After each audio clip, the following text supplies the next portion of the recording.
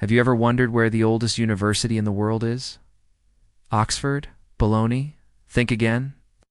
The story of the world's first ever degree-granting university begins not in Europe, but in the heart of Morocco, and its founder wasn't a king or a wealthy merchant, but an incredibly visionary woman.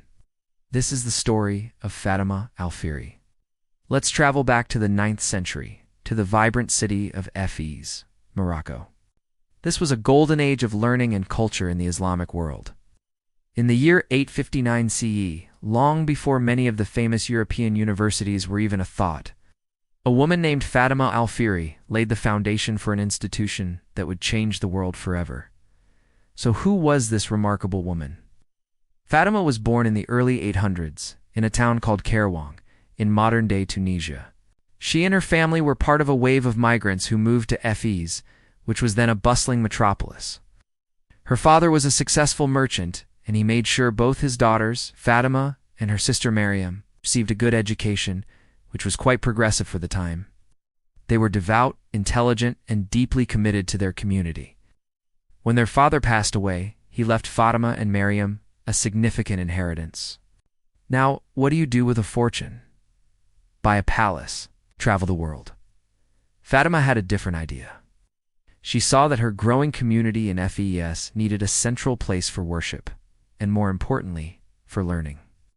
At that time, education often happened in small, informal circles.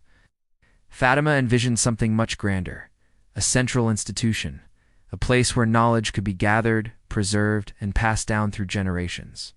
And so, using her own inheritance, she began the construction of the Al-Qarawiyyin Mosque. But this wasn't just going to be a place for prayer. From its very inception, Fatima designed it to be a place of learning, a madrasa. She personally oversaw the construction, even fasting every day from the start of the project until its completion. This wasn't just a financial contribution, it was a deeply personal and spiritual mission for her. What started as a mosque with a school attached quickly grew into something much bigger. The Al-Qarawiyyin became a magnet for scholars, scientists, thinkers, and students from all over the world. It offered a wide range of subjects, far beyond just religious studies. Students could learn astronomy, mathematics, medicine, chemistry, history, law, and even music. Imagine in the 9th and 10th centuries, a place where you could study the stars, debate philosophy, and learn the intricacies of algebra. It was revolutionary. The Al-Qarawiyyin is recognized by UNESCO and the Guinness World Records as the oldest existing, continually operating, educational institution in the world. But it was more than just old. It was the first to award degrees for specific fields of study. This system of granting qualifications to students who completed their courses is the very foundation of the modern university system we have today. So, every time someone graduates with a diploma or a degree, they are part of a tradition that Fatima Al-Fihri started over 1,000 years ago. The influence of Al-Qarawiyyin spread far and wide. It became a crucial bridge of knowledge between the Islamic world and Europe. Many European scholars traveled to Fez to study there. People like the famous Pope Sylvester II, who is credited with introducing Arabic numerals to the rest of Europe, is said to have studied at Al-Qarawiyyin. The knowledge that flowed out of this university helped fuel the European Renaissance. Think about that for a moment. A university founded by a Muslim woman in Morocco played a key role in igniting a great intellectual and cultural movement in Europe. What makes Fatima's story so powerful is that it challenges so many of our assumptions. It's a story about a woman of faith, a woman of color from North Africa, who became one of the most important figures in the history of education.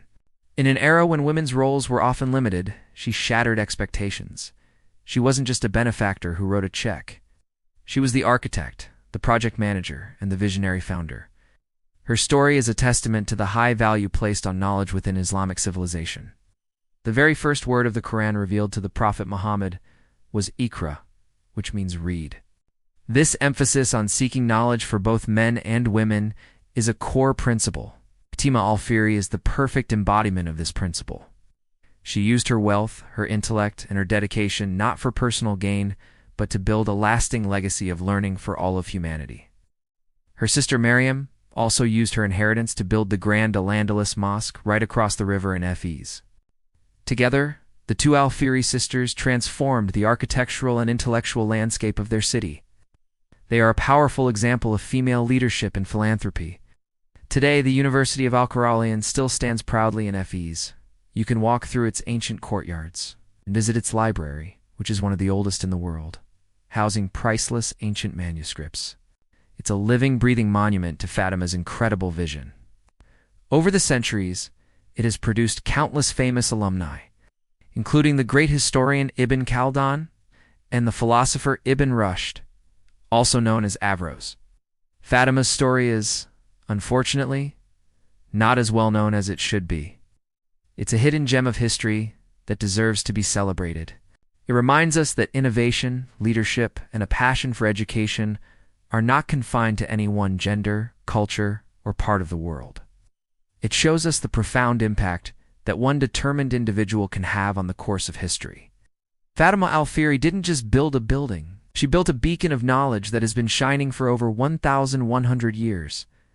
So, the next time you think about the great universities of the world, remember the story of the woman who started it all, a devout, intelligent, and forward-thinking Muslim woman from North Africa who understood that the greatest investment you can make is in the human mind.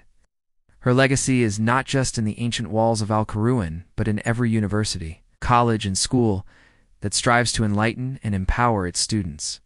She is a true hero of world history. Thank you so much for joining me on this journey back in time. If you found this story as inspiring as I do, please hit that like button and subscribe for more incredible stories from history you might not have heard. Let me know in the comments what other hidden histories you'd like to explore. Thanks for watching, and see you next time.